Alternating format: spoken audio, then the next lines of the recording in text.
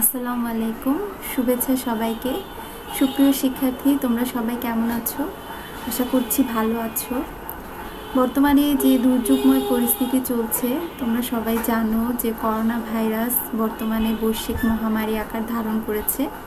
তার ফলে আমাদের সবাইকে ঘরে অবস্থান করতে হচ্ছে। তো আশা করছি তোমরা সবাই ঘরে অবস্থান করছো এবং ঘরে থেকে নিয়মিত পড়ালেখা চালিয়ে যাচ্ছ।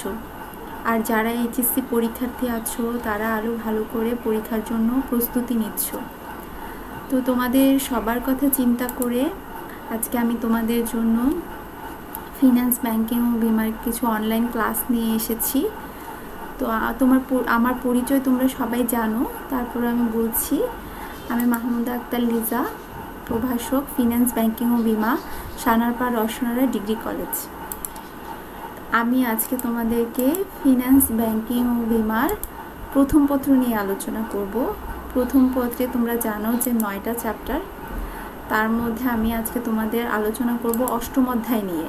অষ্টম অধ্যায়ের নাম হচ্ছে মূলধন বাজেটিং ও বিনিয়োগ সিদ্ধান্ত। মূলধন বাজেটিং ও বিনিয়োগ সিদ্ধান্ত, যেটাকে ইংরেজিতে বলে capital budgeting and investment decision. তো আমরা মূল চ্যাপ্টারে যাওয়ার আগে আমাদের জানতে হবে যে মূলধন বাজেটিং কী, মূলধন বাজেটিং ও বিনিয়োগ সিদ্ধান্ত কী। আমরা এক কথায় বলতে পারি যে মূলধন বাজেটিং হচ্ছে একটি দীর্ঘমেয়াদী আর্থিক পরিকল্পনা। এই দীর্ঘমেয়াদী আর্থিক পরিকল্পনাটা কিসের জন্য নেওয়া হয়? দীর্ঘমেয়াদী বিনিয়োগ সিদ্ধান্ত গ্রহণের জন্য নেওয়া হয়, বা স্থায়ী সম্পত্তি ক্রয়ের জন্য বা স্থায়ী সম্পত্তিতে বিনিয়োগের জন্য এই সিদ্ধান্ত। তো আমরা দেখতে পাচ্ছি যে মূলধন বাজেটিং বলতে বোঝাচ্ছে দীর্ঘমেয়াদী আর্থিক পরিকল্পনাকে, এবং এই পরিকল্পনাটা কিসের জন্য নেওয়া হয়? স্থায়ী সম্পত্তিতে বিনিয়োগের জন্য। এখন স্থায়ী সম্পত্তি বলতে কি বোঝাচ্ছে? স্থায়ী সম্পত্তি বলতে এখানে জমি বোঝাতে পারে, জমি ক্রয়, ভূমি, দালান কোঠা, নতুন যন্ত্রপাতি ক্রয়, যন্ত্রপাতি প্রতিস্থাপন। এখানে তোমরা স্ক্রিনে দেখতে পাচ্ছ নতুন গাছপালা, নতুন পণ্য এবং গবেষণা উন্নয়ন প্রকল্প হিসেবে নির্ধারণ করতে ব্যবহৃত হয়। এটা প্রধান পুঁজি বা বিনিয়োগ যা ব্যয়ের জন্য বাজেট হয়। তো মূলধন বাজেটিংয়ে আমরা কতগুলো পয়েন্টস দেখতে পাচ্ছি। সেটা হচ্ছে, 1 নম্বরে মূলধন বাজেটিং হচ্ছে একটি দীর্ঘমেয়াদী আর্থিক পরিকল্পনা। 2 নম্বরে হচ্ছে এই দীর্ঘমেয়াদী পরিকল্পনাটা নেওয়া হয় বিনিয়োগ সিদ্ধান্ত গ্রহণের জন্য, যে আমি কোন প্রকল্পটা গ্রহণ করব, ক প্রকল্প গ্রহণ করব না খ প্রকল্প গ্রহণ করব, কোন প্রকল্পটা আমার জন্য ভালো হবে, এটা আমরা মূলধন বাজেটিংয়ের মাধ্যমে সিদ্ধান্তটা নিতে পারি। তারপর হচ্ছে এর মাধ্যমে আমরা অনেকগুলো প্রকল্প থেকে লাভজনক প্রকল্প নির্বাচন করতে পারি। তাহলে আমরা মূলধন বাজেটিং সম্পর্কে জানলাম। এবার আমরা মূলধন বাজেটিংয়ের পরবর্তী ধাপে যাব। পরবর্তী ধাপ বা পদক্ষেপ হচ্ছে মূলধন বাজেটিংয়ের প্রক্রিয়া, ধাপ বা পদক্ষেপ। এখানে 5টি ধাপে মূলধন বাজেটিংটা করা হয়ে থাকে। প্রথমে হচ্ছে তুমি প্রকল্প প্রণয়ন করবে, 2 নম্বরে হচ্ছে প্রকল্প মূল্যায়ন করবে, 3 নম্বরে হচ্ছে প্রকল্প নির্বাচন করবে, 4 নম্বরে প্রকল্পটা বাস্তবায়ন করবে, সবশেষে প্রকল্পটা আবার পুনর্মূল্যায়ন করতে হবে। এখানে পুনর্মূল্যায়নটা কেন করতে হবে? যে তুমি যে প্রকল্পটা নিয়েছো সেটা তোমার জন্য উত্তম, নাকি অন্য প্রকল্পটা গ্রহণ করলে ভালো হতো, নাকি তোমার জন্য এই প্রকল্পটা উত্তম নয়। এটা তুমি এই ধাপগুলোর মাধ্যমে পুনর্মূল্যায়ন করে তারপরে তুমি বুঝতে পারবে যে এই প্রকল্পটা তোমার জন্য সঠিক নাকি সঠিক নয়। এবার আমরা পরবর্তী ধাপে যাচ্ছি, যেটা তোমাদের জন্য খুব ইম্পর্ট্যান্ট। এই চ্যাপ্টারের অষ্টম অধ্যায়ের জ্ঞানমূলক এবং অনুধাবনের কোশ্চেন এখান থেকে খুব বেশি আসে পরীক্ষায়। সেটা হচ্ছে তোমার প্রকল্পের ধারণা বা প্রকল্পের প্রকারভেদ। প্রকল্পের প্রকারভেদ কয়টি? তা প্রকল্পের প্রকারভেদে যাওয়ার আগে আমাদের জানতে হবে যে প্রকল্পটা কি। তাহলে প্রকল্প বলতে আমরা বুঝাই যে প্রক্রিয়ায় অর্থ সম্পদকে মূলধন সম্পদে পরিণত করা যায় তাকে বলা হয় প্রকল্প। এখন আসো, প্রকল্প কয় প্রকার? প্রকল্প হচ্ছে 2 প্রকার। ক স্বাধীন প্রকল্প, খ পরস্পর বর্জনশীল প্রকল্প। এখন আমরা জানবো যে স্বাধীন প্রকল্প বলতে কি বোঝায়। স্বাধীন প্রকল্প কি? স্বাধীন প্রকল্প হচ্ছে সেই সব প্রকল্প যেখানে একটি প্রকল্পের নগদ প্রবাহ অন্য প্রকল্পের নগদ প্রবাহ থেকে সম্পূর্ণ স্বাধীন। তোমরা স্ক্রিনে সংজ্ঞাটা দেখতে পাচ্ছ। স্বাধীন প্রকল্প হলো সেই সব প্রকল্প যেখানে একটি প্রকল্পের নগদ প্রবাহ অন্য প্রকল্পের নগদ প্রবাহের সাথে সম্পর্কিত নয় বা সম্পূর্ণ স্বাধীন। একটি উদাহরণের মাধ্যমে আমি তোমাদেরকে বিষয়টা বুঝিয়ে দিচ্ছি। ধরো তোমার কাছে মূলধন আছে 40,000 টাকা। এখন তোমার সামনে প্রকল্প আছে দুইটা, ক প্রকল্প, খ প্রকল্প। এখন ক প্রকল্পে মূলধন প্রয়োজন, বিনিয়োগের জন্য মূলধন প্রয়োজন 20,000 টাকা, খ প্রকল্পে বিনিয়োগের জন্য মূলধন প্রয়োজন 20,000 টাকা। তাহলে হয়ে গেল তুমি দুইটা প্রকল্পেই বিনিয়োগ করতে পারবে। এখন তোমার কোম্পানি থেকে, কোম্পানি কর্তৃক তোমার একটা রিকোয়ারমেন্ট দিয়েছে যে তোমার বিনিয়োগ ফেরতকাল আসতে হবে 2 বছরের মধ্যে। তাহলে ক প্রকল্পে যদি তুমি বিনিয়োগ করো তাহলে তোমরা ফেরত পাবে 1 বছরের মধ্যে, আর খ প্রকল্পে বিনিয়োগ করলে সেটা ফেরত পাবে 2 বছরের মধ্যে। তাহলে তুমি দুইটা প্রকল্পেই বিনিয়োগ করতে পারছো। এখানে একটি প্রকল্পের নগদ প্রবাহ অন্য প্রকল্পের নগদ প্রবাহের সাথে সম্পর্কিত নয়। সুতরাং দেখতে পাচ্ছি যে স্বাধীন প্রকল্প হচ্ছে যেখানে একটি প্রকল্প অন্য প্রকল্পের সাথে সম্পর্কিত নয়। একটি প্রকল্পে বিনিয়োগের ফলে অন্য প্রকল্পে কোনো প্রভাব পড়বে না, মানে অন্য প্রকল্পেও আমি বিনিয়োগ করতে পারবো। তাহলে একটি নগদ প্রবাহ অন্যটির সাথে সম্পর্কিত নয়, সেটি সম্পূর্ণ স্বাধীন। তাহলে সেই প্রকল্পটাকেই স্বাধীন প্রকল্প বলা হবে। এবার আসো আমরা জানি যে পরস্পর বর্জনশীল প্রকল্প বলতে কি বোঝায়। পরস্পর বর্জনশীল প্রকল্প বলতে সেই সব প্রকল্পকে বোঝায় যেগুলো একে অপরের সঙ্গে প্রতিযোগিতা করে বা একটি গ্রহণ করলে অন্যটি অবশ্যই বাতিল করতে হবে বা বর্জন করতে হবে। ধরো উদাহরণের সাহায্যে আমি তোমাদেরকে বিষয়টা বোঝাচ্ছি।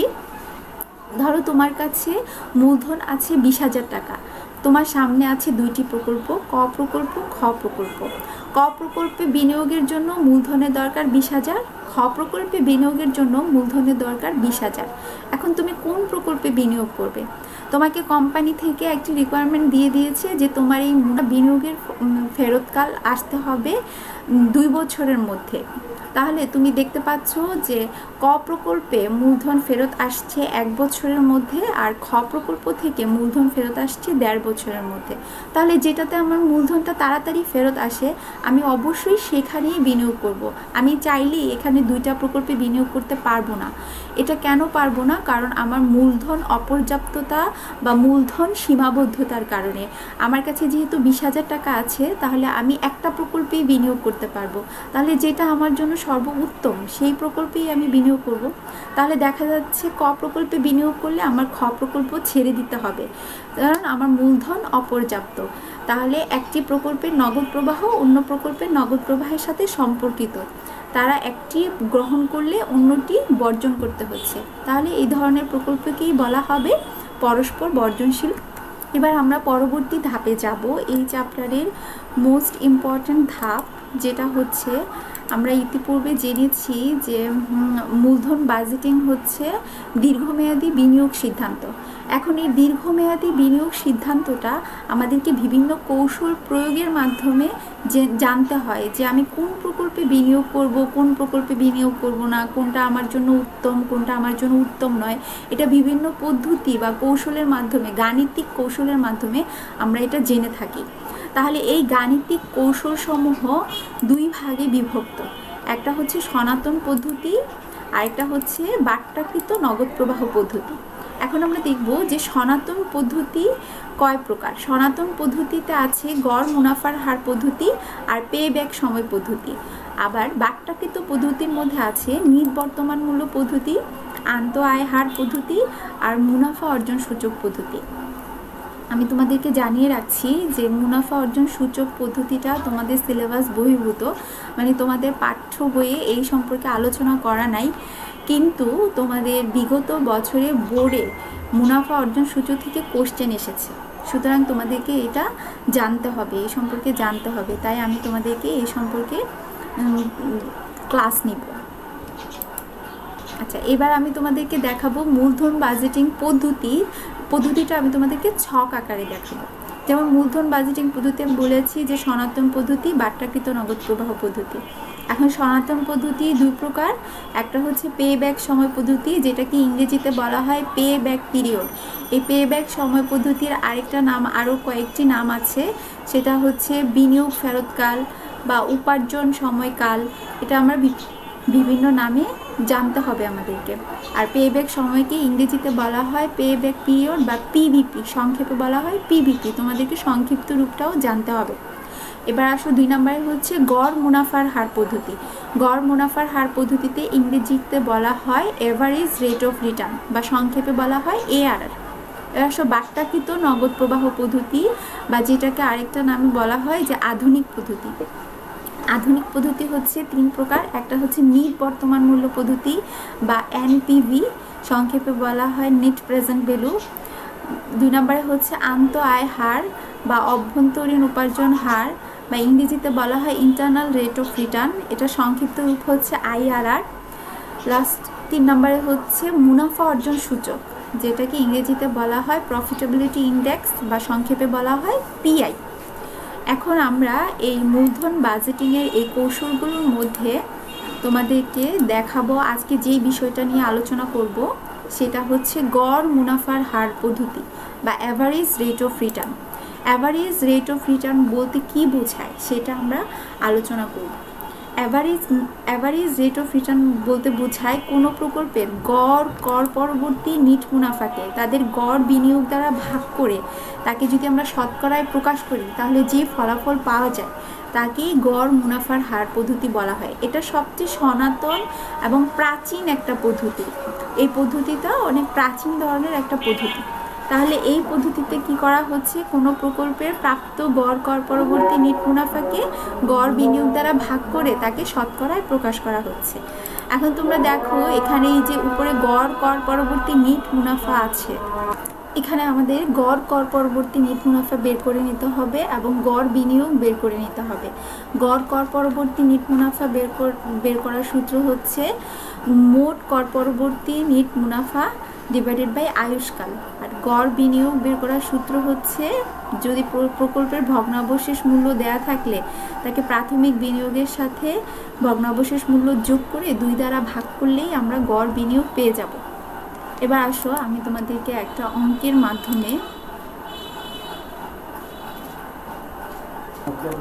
মাধ্যমে বুঝাবো। তার আগে সিদ্ধান্ত নীতিটা জেনে নেই যে কোন প্রকল্পটা তুমি সিদ্ধান্ত করবে, গড় মুনাফার হারের মাধ্যমে কোন প্রকল্পটা তুমি নির্বাচন করবে আর কোন প্রকল্পটা একজন ব্যবস্থাপক বর্জন করবে সেটা জানার জন্য আমাদের সিদ্ধান্ত নীতিটা জানতে হবে। এখানে সিদ্ধান্ত নীতিটা হচ্ছে তোমার তিনটা সিদ্ধান্ত নীতি। প্রথম সিদ্ধান্ত নীতি হচ্ছে নির্ণীত গড় মুনাফার হার, মানে তুমি যেই গড় মুনাফার হারটা পাবে সেই গড় মুনাফার হারটা যদি কোম্পানির ব্যবস্থাপনা কর্তৃপক্ষ কর্তৃক নির্ধারিত সর্বনিম্ন গড় মুনাফার হারের চেয়ে বেশি হয় তাহলে ব্যবস্থাপক সেই প্রকল্পটি গ্রহণ করবে। 2 নম্বরের সিদ্ধান্ত নীতি হচ্ছে নির্ণীত গড় মুনাফার হার যদি ব্যবস্থাপনা কর্তৃপক্ষ কর্তৃক নির্ধারিত সর্বনিম্ন গড় মুনাফার হারের চেয়ে কম হয় তাহলে ব্যবস্থাপক সেই প্রকল্পটি বর্জন করবে। 3 নম্বরে হচ্ছে তুমি যেই গড় মুনাফার হারটা অঙ্ক করার পর পাবে সেটা যদি সর্বনিম্ন গড় মুনাফার হারের সমান হয় তাহলে প্রকল্পটি গ্রহণ করা হবে নাকি বর্জন করা হবে সেটা সম্পূর্ণটাই ব্যবস্থাপক কর্তৃপক্ষের উপর নির্ধারণ করে। ব্যবস্থাপক কর্তৃপক্ষই নির্ধারণ করবে যে সেই প্রকল্পটা গ্রহণ করবে নাকি বর্জন করবে। এবার আমরা অঙ্কে চলে যাচ্ছি। একটি প্রশ্ন তোমাদের সামনে স্ক্রিনে তোমরা একটা প্রশ্ন দেখতে পাচ্ছ।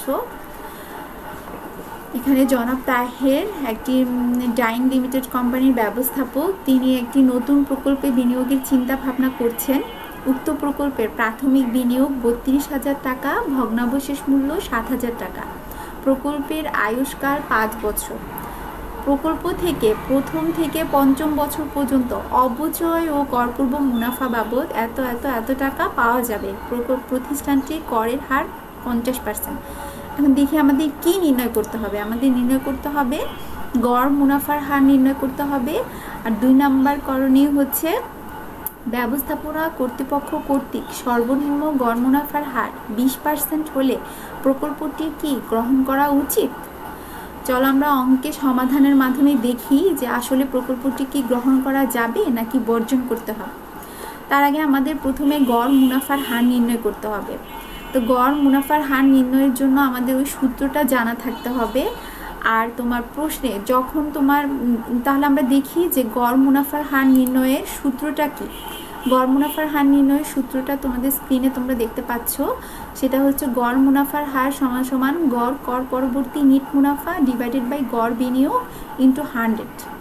এখন আমাদের এই গড় কর পরবর্তী গড় মুনাফা নির্ণয়ের জন্য আমাদের গড় কর পরবর্তী নিট মুনাফা লাগবে। কর পরবর্তী নিট মুনাফা লাগবে। এখানে আমরা প্রশ্নে দেখি যে কি দেওয়া আছে।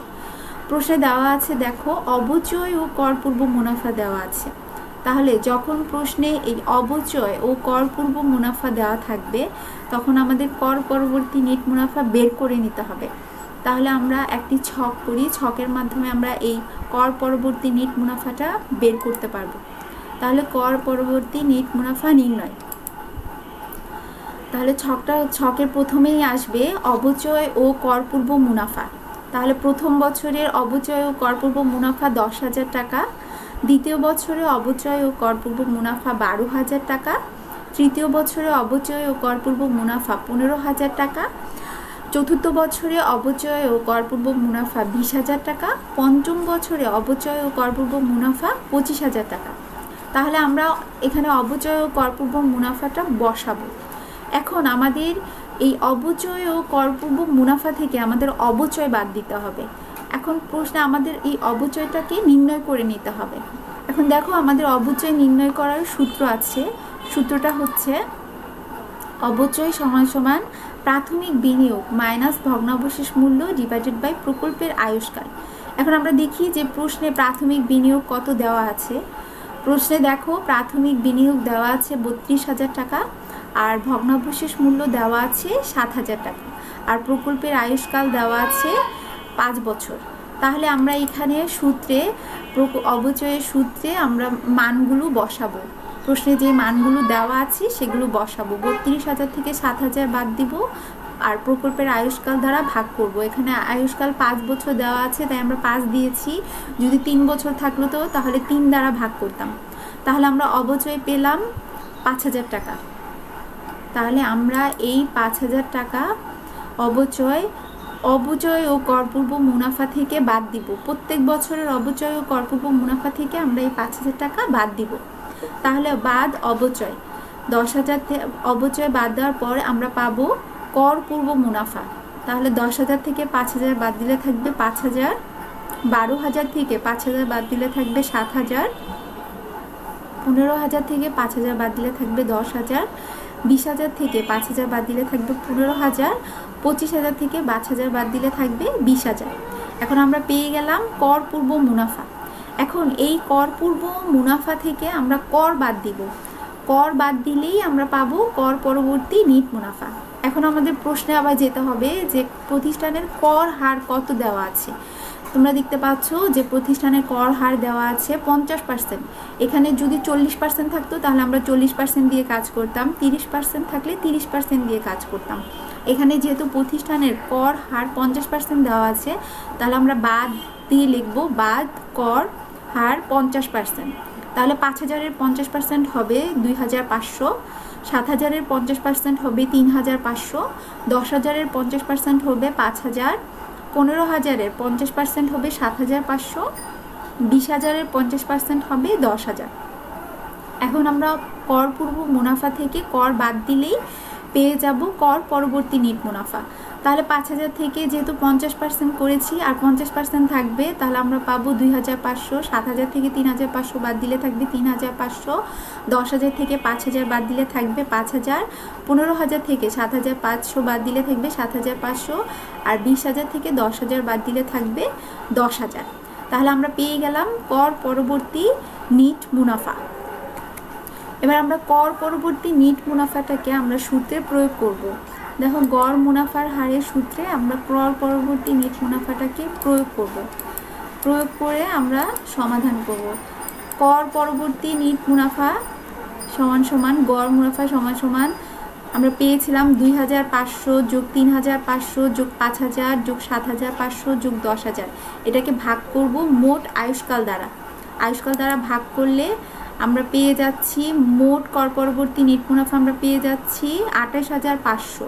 এটাকে ভাগ করব আয়ুষ্কাল দ্বারা। আয়ুষ্কাল দ্বারা ভাগ করলে আমরা মোট কর পরবর্তী নিট মুনাফা পেয়ে যাব 5,700 টাকা।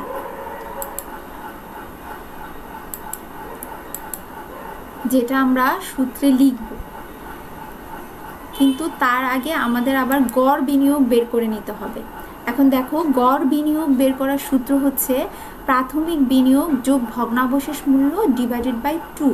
এখন প্রাথমিক বিনিয়োগটা আমরা প্রশ্নে দেখেছি যে প্রাথমিক বিনিয়োগ দেওয়া আছে 32,000 টাকা আর ভগ্নাবশেষ মূল্য দেওয়া আছে 7,000 টাকা। এটা দুইটা যোগ করে আমরা ভাগ করব 2 দ্বারা। 2 দ্বারা ভাগ করলেই আমরা এখানে পেয়ে যাব গড় বিনিয়োগ। তাহলে গড় বিনিয়োগ আমরা পেয়ে যাচ্ছি 19,500 টাকা। তাহলে 19,500 টাকা এবং 5,700 টাকা আমরা সূত্রে প্রয়োগ করব। সূত্রে মান বসালে আমরা গড় মুনাফার হার সমান সমান গড় মোট কর পরবর্তী নিট মুনাফা 5,700 ডিভাইডেড বাই গড় বিনিয়োগ 19,500 ইন্টু 100। তাহলে আমরা এখানে গড় বিনিয়োগ পেয়ে যাচ্ছি 29.23%। তাহলে আমরা গড় বিনিয়োগ পেলাম 29.23%, যেটা তোমাদের এখন 2 নাম্বার রিকোয়ারমেন্ট কি ছিল সেটা আমরা দেখি। 2 নাম্বার রিকোয়ারমেন্ট ছিল ব্যবস্থাপনা কর্তৃপক্ষ কর্তৃক সর্বনিম্ন গড় মুনাফার হার 20% হলে প্রকল্পটি কি গ্রহণ করা উচিত। তাহলে আমরা এখানে গড় মুনাফার হার পেয়েছি 29.23%। তাহলে এখানে দেখা যাচ্ছে যে ব্যবস্থাপনা কর্তৃপক্ষ কর্তৃক সর্বনিম্ন গড় মুনাফার হার নির্ধারণ করে দিয়েছে 20%, আর আমরা পেয়েছি 29.23%।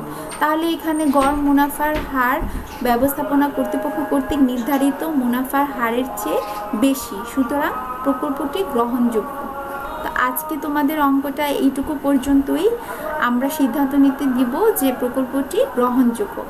এখন আজকের এই গড় মুনাফার হার সম্পর্কে তোমাদের যদি আর কোনো কোশ্চেন থাকে বা কী ধরনের প্রশ্ন তোমরা দেখতে চাও, কী ধরনের সমাধান তোমরা দেখতে চাও, বা ফিন্যান্সের উপরে যদি কোনো প্রশ্ন থাকে তাহলে তোমরা আমাকে কমেন্টসের মাধ্যমে জানাবে।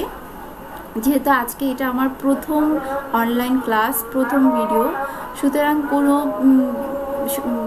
সমস্যা থাকলে বা কোনো কিছু জানার থাকলে তোমরা আমাকে কমেন্টসের মাধ্যমে জানাবে। আমরা পরবর্তী ক্লাস করব পেব্যাক পিরিয়ড দিয়ে।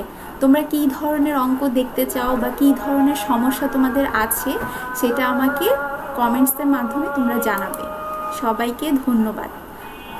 আজকের ক্লাস এটুকু পর্যন্তই। আসসালামু আলাইকুম।